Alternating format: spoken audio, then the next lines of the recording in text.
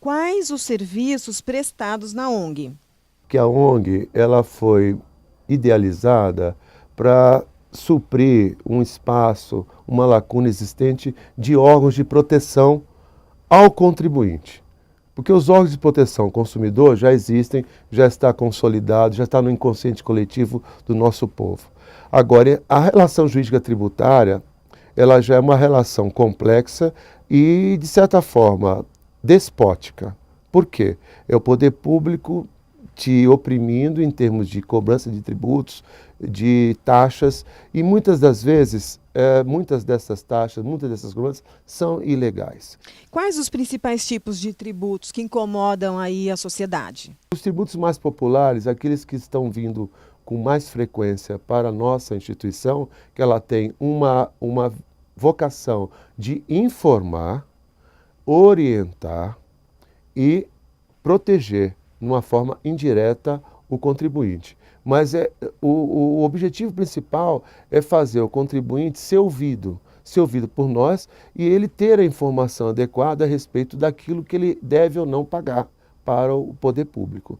É essa a nossa visão primeira para a gente termos, pelo menos, dos contribuintes, uma resposta àqueles anseios que eventualmente eles são obrigados a suportar por conta daquelas intimações, de certa forma, hostis, intimações assim, ameaçadoras que o governo faz para te assustar, e muitas dessas intimações e muitas dessas cobranças são manifestamente ilegais, ou estão prescritas, ou estão decaídas, ou enfim, muitas das vezes, quando há um problema de caixa de qualquer dos poderes públicos, eles inventam uma forma de tributar e te realmente invadir seu patrimônio, confiscar seu patrimônio. Então a nossa instituição é para orientar ao contribuinte aquilo que ele deve pagar e aquilo que ele não deve pagar. Na prática, para quem está nos acompanhando, como é que ele pode procurar a ONG do senhor? Em qual momento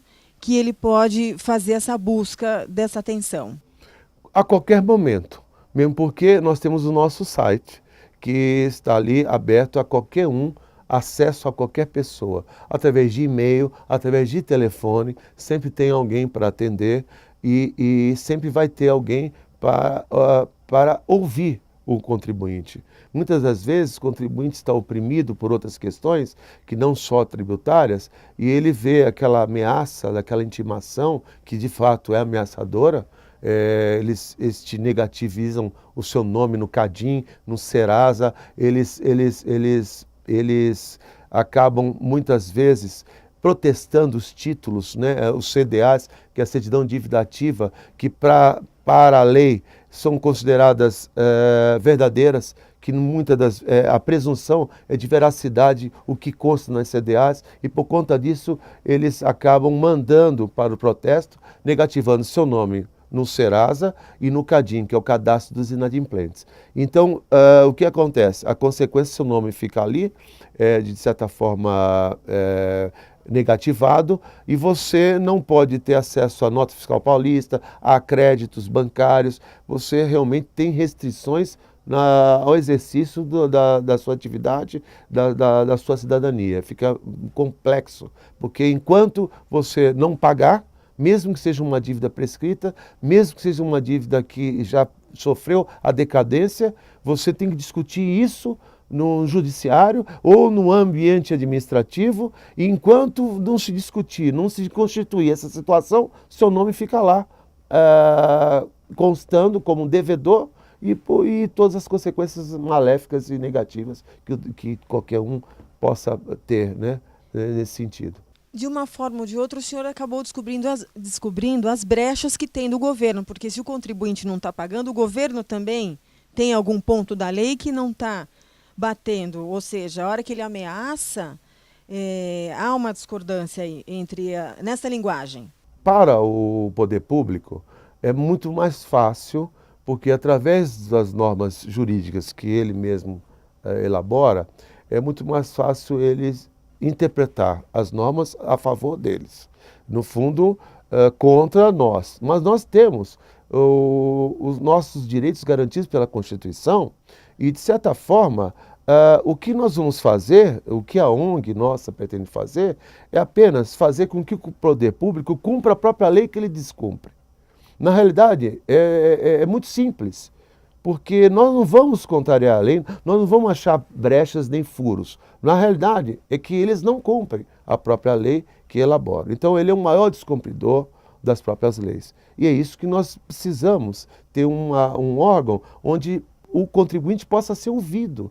Esse é o caminho que o senhor mostra para o cliente Exatamente, que vai lá na ONG. exatamente. Né? Ele pode acessar a nós através do site, através de telefones, não é?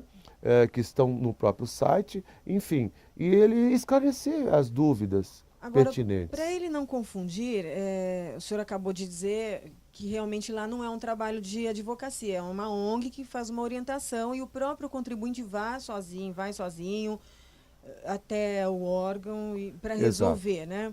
Num caso de uma pessoa mais esclarecida, ok, mas se for um assunto muito pesado, muito sério, o senhor indica os colegas advogados para acompanhar o cliente ou ele já tem um e... Não, na realidade, a nossa ONG, ela foi instituída justamente com um perfil de ficar afastado da advocacia. Ela não vai ser ela não é, mesmo porque ela está blindada estatutariamente de fazer qualquer tipo de intermediação com a advocacia. O que nós vamos fazer é um diálogo com o próprio contribuinte, sem intermediários, sem advogados. Mesmo porque o próprio contribuinte, ele pode exercer o seu direito de defesa, de reclamar, de peticionar, sozinho, sem advogado. Porque na ordem tributária, o processo administrativo tributário, ele pode exercer esse direito, a sua defesa, independentemente de estar assistido por um advogado. Até no judiciário, porque existem os juizados de pequenas causas tributárias, inclusive. E não é necessário ele estar acompanhado de advogado. E nós não queremos fazer concorrência com a advocacia, não queremos fazer nenhum tipo de ingerência nesse particular. O contribuinte é que vai escolher o melhor caminho, a gente vai indicar qual é o caminho que ele pode trilhar e ele é que faça a escolha do profissional competente para tal fim. O nosso foco principal foi no momento em que eu vi que o contribuinte estava realmente sendo desconsiderado. Ele que paga a conta do governo, ele que é maltratado, né? Ele é o único país do mundo onde quem paga a conta é desprezado. É coisa absurda. Quem paga a conta do governo somos todos nós. E nós não somos considerados. É uma coisa assim paradoxal que acontece no Brasil. E na minha função de promotor, na época designado na Procuradoria de Interesse Difusos Coletivos, eu vi quanto o contribuinte está desprotegido, mesmo porque nós, promotores, na época em que eu era da ativa, eu não podia usar da ação civil pública, não é, que é uma ferramenta jurídica, né, de proteção coletiva, social, porque na matéria tributária, esse particular o exercício da ação civil pública para fins tributários, a lei proíbe, ou seja, o Ministério Público não pode usar dessa ferramenta. Por outro lado, mesmo quando se use indiretamente essa ferramenta para ter uma defesa em outros segmentos ligados ao poder tributário, ao poder tributante, o que acontece? O Supremo Tribunal Federal, através de um recurso extraordinário, número 213.631, vetou o Ministério Público o exercício dessa função de zelar pelos interesses sociais, pelos interesses coletivos, com base na estrutura do direito da relação jurídica tributária. Ou seja, se um município, que não é incomum, de 500 mil habitantes, cobra uma taxa do munícipe para 500 mil pessoas, uma taxa abusiva, uma taxa ilegal, uma taxa inconstitucional, o Ministério Público, como guardião da sociedade, não é? Aquele que é o que é constitucionalmente designado para zelar pelos interesses da coletividade, da cidadania, ele não pode usar, não é, da ação civil pública para inibir esse tipo de cobrança, porque é considerado pelo Supremo Tribunal Federal como um direito disponível, um direito particular, um direito que pode ser individualizado e os contribuintes é que podem usar das prerrogativas das ações pertinentes, individualmente consideradas. Quer dizer, que eu acho um absurdo. Por conta disso, eu resolvi me aposentar, não é? E cuidar dessa ideia que eu achei que está faltando, não é? Em termos de conscientização social, nesse aspecto que é tão, vamos assim dizer, carente de proteção. Sobretudo o pequeno contribuinte. Esse realmente está alijado do processo, mesmo porque as pequenas causas, no caso, o IPVA que você não paga, ou que você deixou de pagar há 5 anos atrás, 10 anos atrás, por conta da venda do seu veículo. O seu nome ainda está na Secretaria da Fazenda. A pessoa que comprou o seu veículo, ele não faz a transferência. Vem essa cobrança para você. 10 anos depois, já está prescrita, mas seu nome está negativado, seu nome está no CADIM. Então, enquanto você não liberar esse nome, não é, através das ações judiciais, você não consegue retornar à cidadania que tinha antes. Ou seja, a nossa ONG é resgatar do contribuinte a consciência de cidadania fiscal. Esse é o ponto fundamental.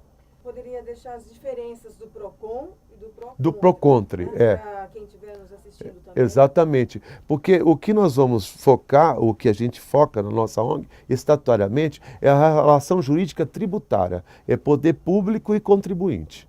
É uma relação de direito público, uma relação jurídica de direito tributário, e na realidade, esse espaço que está carente no mercado de órgãos de proteção. Não tem ninguém que ouça o contribuinte pequeno.